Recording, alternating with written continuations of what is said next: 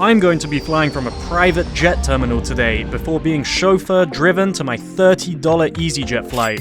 So what luxuries do I have lined up? An exclusive check-in away from the main terminal, a private lounge with panoramic runway views, a 5-course dining experience with champagne, and a chauffeur-driven black car to my private low-cost carrier plane. And the luxury doesn't stop there. I'll be enjoying champagne and caviar on board too. This is truly a first-class experience. I'll show you exactly how you can book this too, and it's cheaper than you might think. So let's get this journey started in Manchester. Alright, so I'm on my way to Manchester Airport to check out the brand new Aether private jet terminal. This private terminal opened just yesterday, so I'll be one of the first people to experience it. I'm sure everything in the private terminal is going to be top notch, but for the easyJet flight, I've got a little trick up my sleeve to make it more luxurious. So stick around to see that. But right now, I'm going to catch an Uber to the terminal because in typical UK fashion, my train, which cost 3 times the flight ticket, has been delayed. So I've missed my connection. All right, let's get on the way. The Aether private jet terminal was formerly known as Premier when it originally launched in 2019. That didn't last long, however, after a little something happened that stopped global travel for a while. After a 4-year closure, it rebranded and reopened its doors as Aether in November 2024. There are 3 different packages available at 3 different price points, and you don't even have to be flying a private jet to use this facility. I'll explain this later and the pricing, but for now, let's get back to Manchester. One of the good things about this private terminal is that it is completely separate from the main passenger terminals, so you get to avoid all of the queues and all of the crowds. Right now, we're driving to the other side of the airfield where there'll be a dedicated private entrance for the private jet terminal passengers.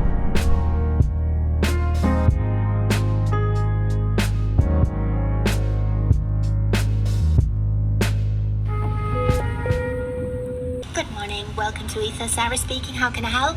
Hi, my name's Jan. I've got a booking this morning. Lovely, come on in, thank you. Thank you.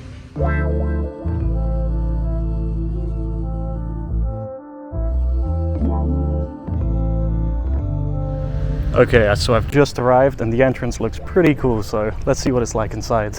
The main entrance is here to the right, but this passageway to the left is for those that want even more privacy. Just to be clear, there will only ever be a handful of passengers in the private terminal at one time, but if you want to avoid those interactions, this entrance can lead you to a sectioned off area of the lounge, which I'll show you later. But for the rest of us, the regular, still very private entrance will have to do. Inside, the staff greeted me by name and explained how everything worked. You can check in and drop your luggage here for the airlines that Aether have partnered with, but since I'm hand baggage only today, let's get straight into the lounge.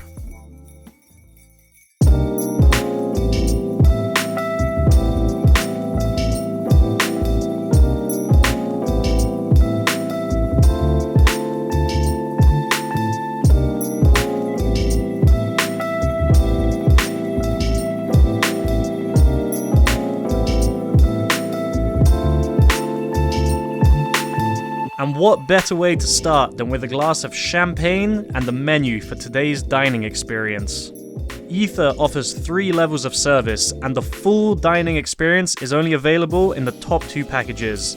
The first is Express, which simply gives you access to the private terminal to go through the private security channel and be chauffeur-driven to your gate. The next 2 packages, called Inclusive, offer the full Aether experience. One is for those traveling with hand luggage only, and the other is for those with larger baggage to check in. Apart from that, they offer exactly the same service. That's access to the lounge, the multi-course dining experience by Chef Adam Reed, alcoholic beverages including champagne, and of course, the private security and chauffeur drive to your plane. And remember the separate private entrance at the front? Well, you can pay even more for this and have parts of the lounge partitioned off for complete privacy on request. And there's even facilities to hold meetings. But I'm not here to work, so let's get tucked into the breakfast service. Subscribers of the channel will know that I don't really like breakfasts in lounges or in the sky, as they're rarely ever good. So let's see if Aether can deliver where the rest of the industry can't. Before I even get started, can we just take a moment to appreciate how amazing the views are here? The private terminal is right by the runway, providing a perfect front row plane spotting position. Okay, so first up is the seasonal fruit. Today was fresh cantaloupe. I'm a bit torn on this one. It tasted good, but the fruit was way too hard. I think being served on this block of ice didn't help, although the presentation was nice with these little embedded flowers.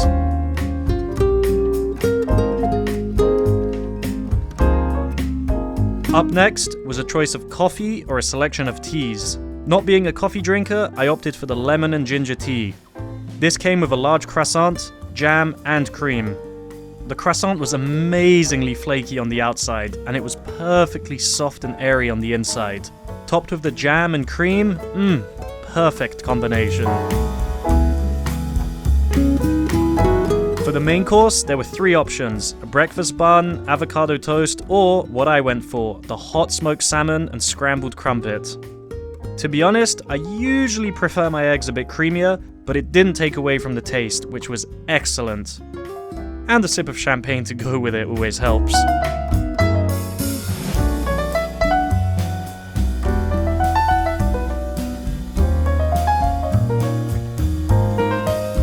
Let's keep going. Next up was granola with stewed apple and yogurt.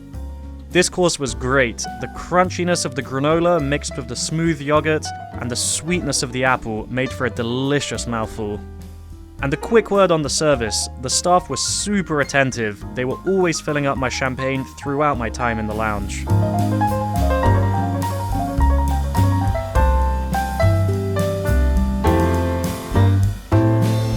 Finally, something sweet to finish things up.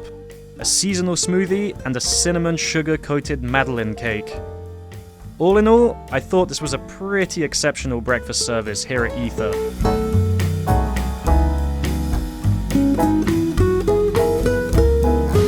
Now, I've had a few glasses of champagne, an entire teapot, and a smoothie shot, so I think it's time to check out the toilet facilities. I thought the design here was modern, classy, and the space was kept spotlessly clean. It seemed like the staff were cleaning regularly, as the toilet paper was stamped every time I went. The hand soap and cream was molten brown, and the toilet flushers even had a gold trim. Fancy. Okay, so I've just finished the breakfast service. I've got to say it was really great. Those of you that know me know that I don't really like breakfast in lounge or in airplanes, but the breakfast here was really good. So this really sets the bar for what a breakfast in an airport experience should be like. So right now I'm just going to chill in these seats, watch more of the planes go past, and my flight's a bit delayed, but I've been told I can start boarding in about 20 minutes, so I'll see you then. Let's make the most of these floor-to-ceiling windows by doing a bit of plane spotting before I have to leave.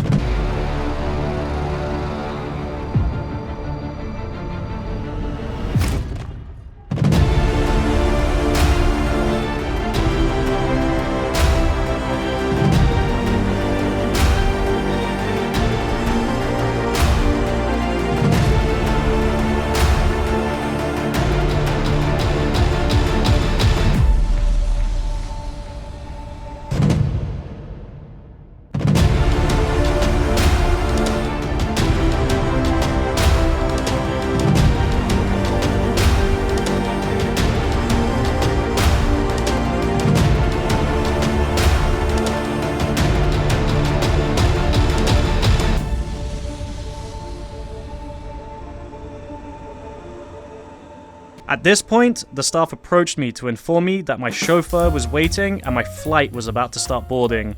Before leaving, I want to say 2 things. First, the lounge was very quiet and uncrowded. There was a family that left just as I arrived and a couple that joined during my stay, and that was it. It feels like a very exclusive space.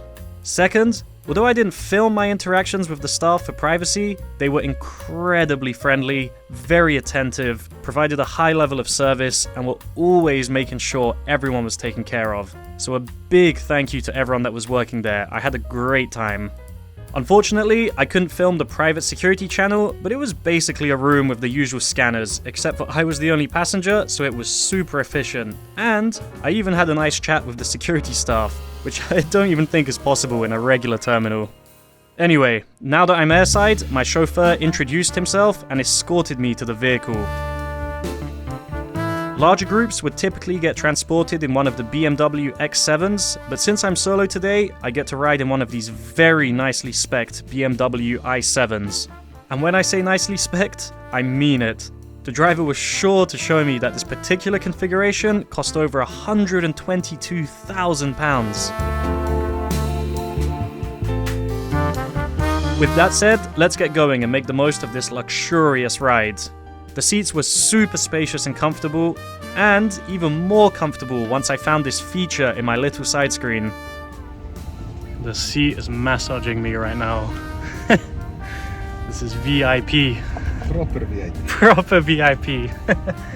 And even though the i7 comes with this large TV screen, let's tuck it away to make the most of the up-close views of the airfield operations. I can't explain how cool it was to be driving around the airfield like this.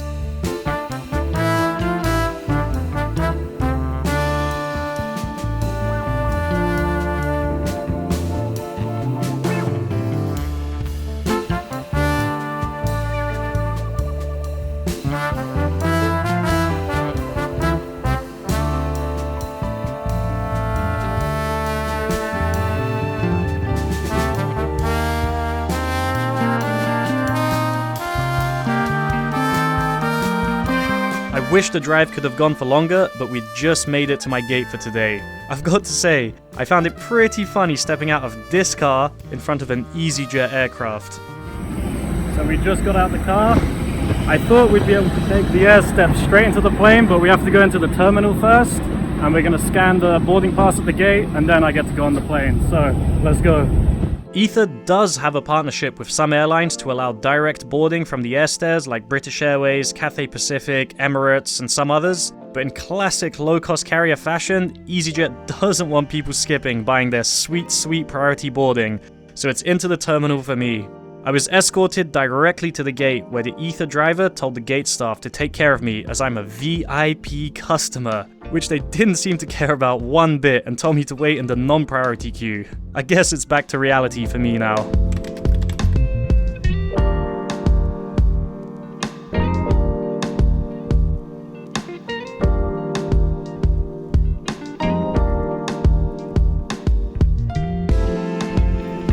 Okay, so I've just made it on board my flight. It's just a short hop over to Paris today. I'm in seat 1A, of course, and this is easyJet, so we're not expecting luxury, but this is Flyman Yan, so of course we're expecting luxury. So after takeoff, I've got a little surprise to make this into a really first-class experience. But until then, I'm gonna wait for everyone to finish boarding, and let's take off.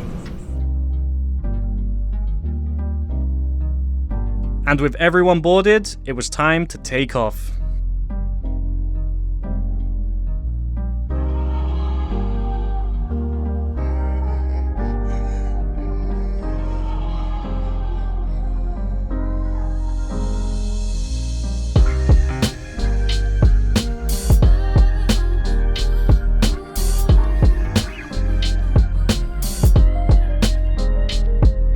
Now it's time to make the easyJet experience as first class as possible. For starters, I've got the entire row to myself.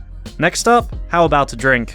Yeah, can I get a bottle of the Prosecco, please? Prosecco? Yes, please. Yeah. Anything else? Actually, can I get a spoon as well, please? Do you have a spoon? Yeah. What's the spoon for, you might be wondering? You'll find out very soon. It's going to be a key part of the luxury today. But first, let's get this bottle cracked open.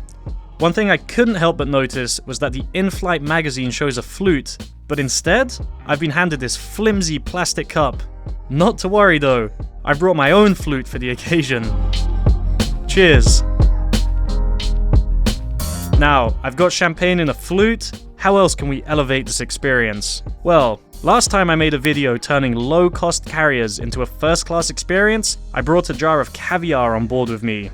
But the comments exposed me.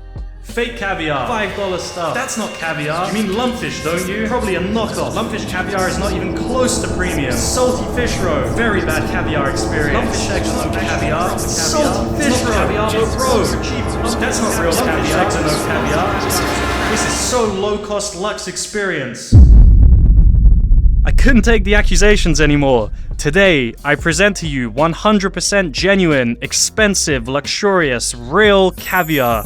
This is King's Platinum Fresh Caviar, a blend of Siberian sturgeon and a Cetra caviar. So why don't we pop this tin open and indulge in a truly first-class experience.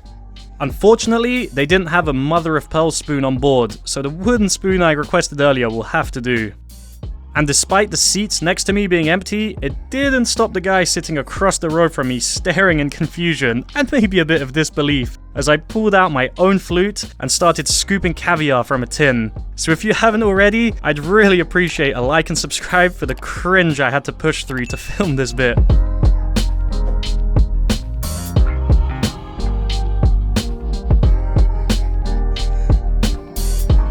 This is about as first class as it's going to get on easyJet, so I'm having a great time. I'm going to go back to my seat until landing, and I'll see you there.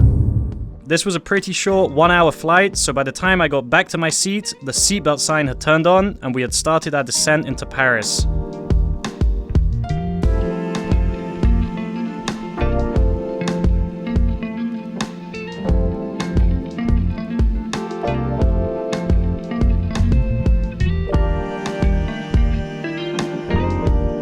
But as we approached the stand, I realized row 1 wasn't the first class I thought it was.